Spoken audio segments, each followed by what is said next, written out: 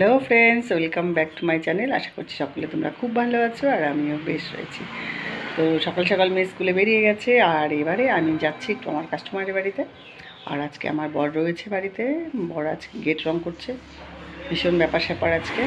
মানে আজকে তো সারাদিন ক্যাচ হবে। যাই হোক, আমি আমার কাজটা সেরে আসি।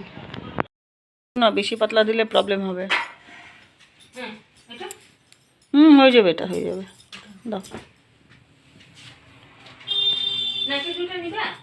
দিয়ে দাও এখন। নাইটি দুটো দুদিন পরে দিলে তো হবে। আচ্ছা ঠিক আছে।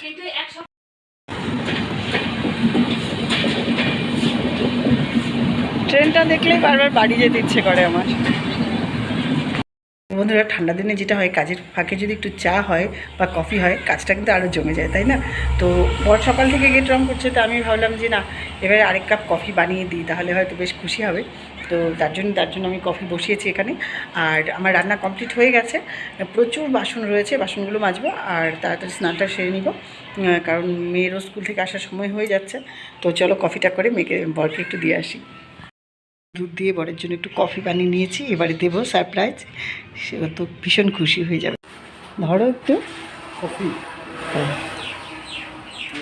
মুখের হাসিটা একটু দেখি দেখি একটু। দাঁত বের করে না, ভালো করে ভালো করে হাসো। কি একা একাই খাবে না, আমাকে একটু দিবে? দাও আমাকে একটু। দেখো, সারাদিন ধরে একটা গেট রং করছে মাত্র। এত কাজের আমার বর। আমাকে দিয়েছিল, আমি পুরোটাই খেয়ে ফেলেছি। একটু সাথে করলাম অনেকদিন বাদে। দেখো চুলগুলো একদম পেকে গেছে। মেয়েও চলে এসছে। প্রতিদিন সন্ধ্যা হয়ে যায় স্নান হতে হতে। এবার চান করে এসেছি, এবার আমরা খেতে দিব একটু। তোমরা আমার সাথে থাকো।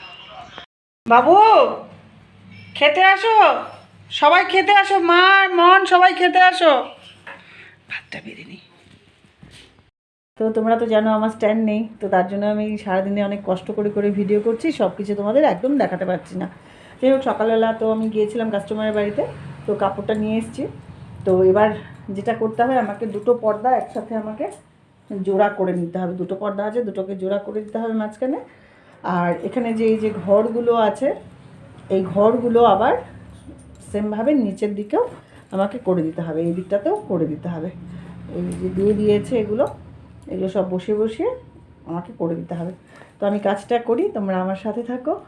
আর এভাবেই কষ্ট করে আমাকে কাজ করতে হবে। প্লিজ তোমরা আমাকে একটু সঙ্গ দিও। দেখো, আমার তো এটা জোড়া করা হয়ে গেছে। আর যেটা হলো যে আজকে গ্যাস দিয়ে গেছে, তো তার জন্য মেয়েকে কটা পাটিসাপটা ভেজে দিতে হবে। তো আমি যাই গিয়ে মেয়েকে এক কটা পিঠা ভেজে দিই। আর ওনাকে ফোন করে বলেছি কালকে সকালবেলা এটা দিয়ে দিব, রাতে বসে এটা সেলাই করে নিব। তো তোমরা আমার সাথে থাকো, আমি সাপটাটা বানিয়ে নিই। তো বন্ধুরা, আমি তো সেরকম একটা পিঠা পারি না, কিন্তু তাও চেষ্টা করেছি। আমি মেজদি ভাইকে অ্যাকচুয়ালি ফোন করে জিজ্ঞেস করে নিয়েছি কীভাবে করতে হবে। তো মেজদি ভাই আমাকে বলে দিয়েছিল, তা আমি সেইভাবেই চেষ্টা করেছি। চেষ্টা করে যতটুকু পেরেছি আর কি করেছি। তো আজ যেহেতু আমার গ্যাসেরও প্রবলেম রয়েছে, গ্যাস নেই ঘরে, তার জন্য শুধু এই কোটাই ভেজে দিলাম। বাচ্চা মানুষ তো মন খারাপ করে না।